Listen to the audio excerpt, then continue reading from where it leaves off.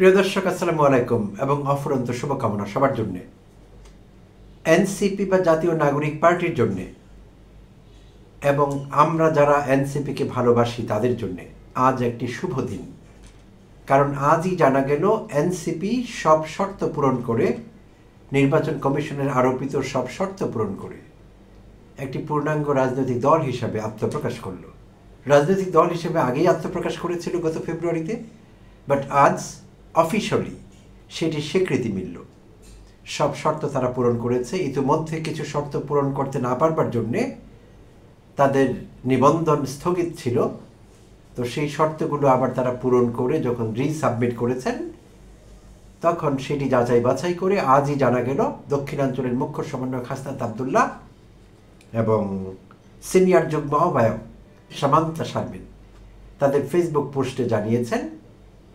আর election commission থেকেও জানানো হয়েছে যে তিনটি দল নিবন্ধন পেতে যাচ্ছে যদি না তাদের দেয়া বিজ্ঞাপনে কোনো মহল থেকে কোনো বাধা না আসে এই নামগুলোর উপর। তো সেই সম্ভাবনা নেই, তাই আমরা ধরেই নিয়েছি যে এটি হয়ে গিয়েছে। তো সেই জন্যে এনসিপিকে প্রাণ ঢালা অভিনন্দন এবং এনসিপির সঙ্গে যুক্ত নেতা কর্মী সবাইকে প্রাণ ঢালা অভিনন্দন, এবং যারা আমার মতো এনসিপি লাভার তাদেরকেও প্রাণ ঢালা অভিনন্দন। আর আমি বা আমরা যারা এনসিপিকে ভালোবাসি, এনসিপির মঙ্গল চাই, এই দলটির উন্নতি কামনা করি, আমরা কোনো স্বার্থে তা করি না। কারণ এনসিপির এই মুহূর্তে আমাদের দেবার মতো তেমন কিছু নেই। এনসিপি বিরাট কোনো অর্থ সম্পদের মালিক এমন কোনো পার্টি না যে এই পার্টি করলে গাড়ি পাওয়া যাবে, চকচকে মোটরসাইকেল পাওয়া যাবে, ভাতা পাওয়া যাবে, এইসবের কোনো বিষয় নেই। তাই আমরা মনের থেকে এই দলটিকে ভালোবাসি। আসলে কৃতজ্ঞতা বোধ থেকে বলা ভালো, কারণ এনসিপির সঙ্গে যুক্ত নেতৃবৃন্দ সবাই জুলাই যোদ্ধা কম বেশি কোনো না কোনো ফর্মে। তো তাই আমাদের অকুণ্ঠ সমর্থন এবং ভালোবাসায় দলটির প্রতি, তাই আমরাও আনন্দিত আজ অফিশিয়ালি এনসিপির রাজনৈতিক দল হিসেবে যে স্বীকৃতি মিলেছে সেই জন্যে। তো এইটি হলো একটি বিষয়। আর আরও কিছু বিষয় আছে, সেটিও আলাপ করবো এই এপিসোডে। এনসিপি নিয়েই মূলত সব কিছু হচ্ছে, সব কথাবার্তা হবে। তো আরেকটি বিষয় ঘটেছে আজ, ত্রয়োদশ জাতীয় সংসদ নির্বাচনকে সামনে রেখে নির্বাচনী কার্যক্রম পরিচালনা করবার জন্য এনসিপির হাইকমান্ড স্বাক্ষরিত, আর যার মধ্যে ছিলেন নাহিদ ইসলাম আহ্বায়ক, আর ছিলেন মুখ্য সমন্বয়ক নাসিরউদ্দিন পাটোয়ারি, আর ছিলেন সদস্য সচিব আক্তার হোসেন। এই দুইজনের স্বাক্ষরিত একটি বিজ্ঞাপন থেকে জানা যায় যে আসছে ত্রয়োদশ নির্বাচনকে সামনে রেখে তারা একটি কেন্দ্রীয় নির্বাচন পরিচালনা কমিটি গঠন করেছে, এনসিপি কেন্দ্রীয় নির্বাচন পরিচালনা কমিটি। আর সেই কমিটিতে প্রধান করা হয়েছে মুখ্য সমন্বয়ক জনাব নাসিরউদ্দিন পাটোয়ারিকে, আর সম্পাদক করা হয়েছে তাসনিম জারাকে। তো এই দুজন কেন্দ্রীয় নির্বাচন পরিচালনা কমিটি পরিচালনা করবেন এবং এর আওতায় নির্বাচন সংক্রান্ত যত সিদ্ধান্ত আছে গৃহীত হবে তাদের লিডারশিপে। তো এইটি একটি গুরুত্বপূর্ণ বিষয় এবং এটি দরকার ছিল। আসলে সবাই সব বিষয়ে কথা বলছে নতুন দলটিতে, তো সেইটি ঠিক ছিল না। কার্যক্রম ভাগ করা থাকবে, কে কোন বিষয়ে কথা বলবে, কে কোন বিষয়ে দায়িত্বপ্রাপ্ত থাকবে, এই বিষয়গুলো ঘটা খুব জরুরি দলে শৃঙ্খলা বজায় রাখবার জন্য। তো তাই সেটি শৃঙ্খলার একটি অংশ, চমৎকার একটি উদ্যোগ তারা নিয়েছে।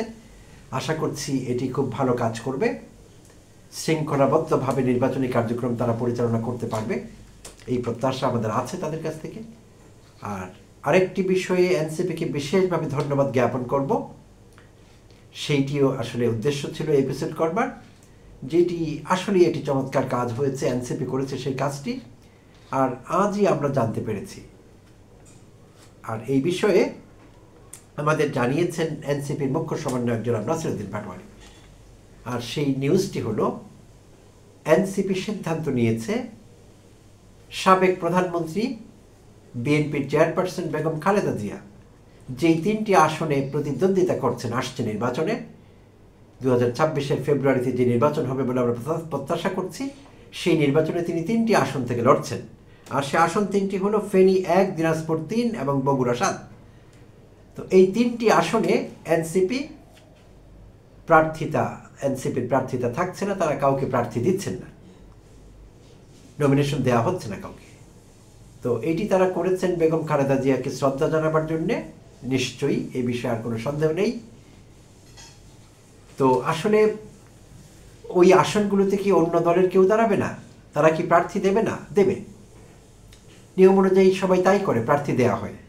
কে পাশ করবে, কে ফেল করবে, এইসব বিষয় বিবেচনা রাখা হয় না, কিন্তু প্রার্থী দেওয়া হয়। যখন আমরা নিশ্চিত করে জানি অনেক সময় যে এই আসনে অমুকের আসন এটি তাকে এখান থেকে হটানো বা টলানো কোনোভাবে সম্ভব নয়, তো তখনও কিন্তু দলগুলো প্রার্থী দিয়ে থাকেন সেই আসনের বিপরীতে, সেই সম্ভাব্য বিজয়ী প্রার্থীর বিপরীতে অন্যরা প্রার্থিতা ঘোষণা করেন এবং প্রার্থী থাকে রাজনৈতিক দলগুলো।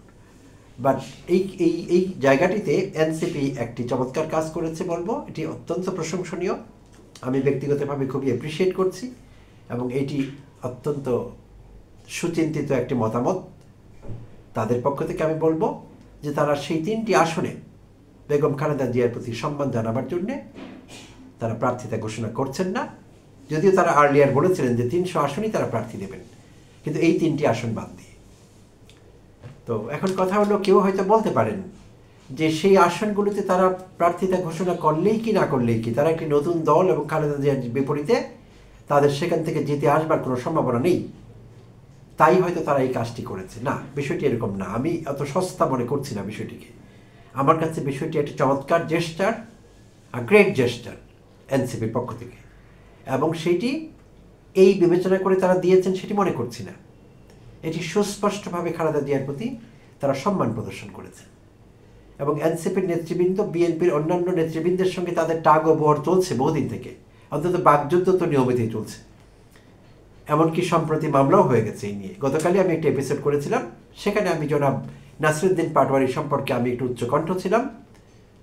I was highly critical of him, তার সমালোচনা করেছি, কারণ তার একটি বেফাস মন্তব্য এক যুবদল নেতা সম্পর্কে এটি মামলা পর্যন্ত গড়িয়েছে। নাসিরুদ্দিন পাটোয়ারির বিরুদ্ধে ঢাকার অতিরিক্ত চিফ মেট্রোপলিটন ম্যাজিস্ট্রেট আদালতে একটি মামলাও হয়ে গিয়েছে গতকাল। তো তাই যেটি বলছিলাম যে এনসিপির নেতৃবৃন্দের সঙ্গে বিএনপির অন্যান্য শ্রেণীর নেতৃবৃন্দের, যারা অনেক সময় স্থায়ী কমিটির সদস্য বা অন্যদের সঙ্গে অনেক টাগ ও বর তাদের চলেছে, বাকযুদ্ধ চলেছে, সেখানে কেউ আসলে মুখে লাগাম দেয়নি। বিএনপির নেতৃবৃন্দ ব্যর্থ হয়েছে মুখে লাগাম দিতে, পরিমিতিবোধ এক্সারসাইজ করতে। এনসিপিও অনেক সময় ব্যর্থ হয়েছে, বেফাস কথাবার্তা চালাচালি হয়েছে। বাট সেখানে আমি লক্ষ্য করেছি বরাবরই বেগম খালেদা জিয়া সম্পর্কে এনসিপি সম্মানজনক আচরণ করেছে। তার নামটিও তারা সম্মানজনকভাবে উচ্চারণ করে এবং তার সম্পর্কে তারা কেউ কোনো বাজে কথা কখনো বলেনি, সম্মানের সঙ্গে বলা হয়েছে তার নামটি বরাবরই। তো আসলে এই জায়গাটি আমাদের রাজনীতিতে থাকতে হবে, একটি জায়গা থাকতে হবে যেখানে রাজনৈতিক শিষ্টাচার চর্চা করতে হবে, এগুলো খুব দরকার। এখন সব দলের মধ্যে এটির প্রচণ্ড অভাব লক্ষ্য করে যাচ্ছে। হ্যাঁ, পলিটিক্যাল বক্তব্য তারা অনেক সময় দেবেন, সেটি পলিটিক্যালি হতে হবে। অনেক সময় দেখা যাচ্ছে টু পার্সোনাল হয়ে যাচ্ছে, পলিটিক্যাল বক্তব্যে সেটি সীমিত থাকছে না। তাই সেই কাজটি থেকে দূরে থাকতে হবে নিঃসন্দেহে। আর বেগম খালেদা জিয়ার ব্যাপারে তারা এই প্র্যাকটিস করছেও দীর্ঘদিন থেকে, আমি নোটিস করেছি এনসিপি। এটি একটি ভালো লক্ষণ, এটি পরিমিতি বোধের পরিচয় পাওয়া যায় এবং শিষ্টাচার প্রদর্শন করা যায় তাদের করে। তো চমৎকার একটি বিষয়। তো তারই অংশ হিসেবে বেগম খালেদা জিয়ার আসনগুলোতে তারা কাউকে নমিনেট করছে না বা নমিনেশন দিচ্ছে না। কে পাশ করলো, কে ফেল করলো, বা কার জিতবার সম্ভাবনা বেশি, কার মোটেই নেই, এসব না। এই বিষয়টি আলোচনায় আনতে চাই না। আমি এভাবেই দেখতে চাই যে তারা অ্যাপ্রিসিয়েবল একটি কাজ করেছে, প্রশংসার যোগ্য সত্যিকার অর্থে। তো যখন এই ছোট ছোট বিষয়গুলো দেখি রাজনীতিতে, খুব বেশি সুসংবাদ আমরা পাই না, যা পাই বেশিরভাগই নেতিবাচক খবর। তো ছোট ছোট এরকম ইস্যুগুলো যখন দেখতে পাই, পজিটিভ বিষয়গুলো, তখন আমি ব্যক্তিগতভাবে খুব উদ্বেলিত হই এবং আমার কাছে ভালো লাগে। আর এই ছোট ছোট বিষয়গুলো, ছোট ছোট জেস্টার, যেটা পজিটিভ জেস্টার, এবং ছোট ছোট স্টেপসগুলো, ছোট ছোট শিষ্টাচার প্রকাশ করবার মাধ্যমগুলো, একসময় এটি হয়তো আমাদের রাজনীতিকে পজিটিভলি বদলে দেবে। এখন হয়তো দেবে না, এটির কোনো খুব তাড়াতাড়ি একদম ইমিডিয়েট ইফেক্ট আছে এরকম না, বাট সুদূর প্রসারী হলেও এটির একটি ভালো ফলাফল আছে। কখনো না কখনো আমরা সেই ফলাফল প্রত্যাশা করতে পারি। তাই আসলে সবসময় বিশেষভাবে আমার এই প্রিয় দলটি এনসিপি এর নেতৃবৃন্দের কাছে আমার সবসময় একটি আহ্বান থাকবে, তারা যাতে বেশি বেশি শিষ্টাচার প্রদর্শন করেন প্রতিপক্ষের প্রতি, এবং বক্তব্যগুলো যাতে রাজনৈতিকই থাকে। পার্সোনালি অ্যাটাক করবার তাদেরকে কোনো প্রয়োজন নেই। আর এই কাজটি না করলে এনসিপি আসলে আরও ভালো অবস্থানে চলে যাবে। আর আমি মনে করি এই এপিসোড শেষ করবার আগে আমার যে কনক্লুডিং লাইনটি হবে সেটি হলো, এনসিপি শুধু যে বেগম খালেদা জিয়াকে সম্মান দেখিয়েছে, শ্রদ্ধা জানিয়েছে তা না, এই শ্রদ্ধা প্রদর্শনের মাধ্যমে এনসিপি নিজেকে দল হিসেবে অন্য উচ্চতায় নিয়ে গেছে। সো আর আমি তাদের শুভাকাঙ্ক্ষী হিসেবে I feel proud of them. তো ধন্যবাদ জানাচ্ছি এনসিপি নেতৃবৃন্দকে। প্রিয় দর্শক, আপনাদেরও ধন্যবাদ সঙ্গে থাকবার জন্যে। ভালো থাকবেন সবাই।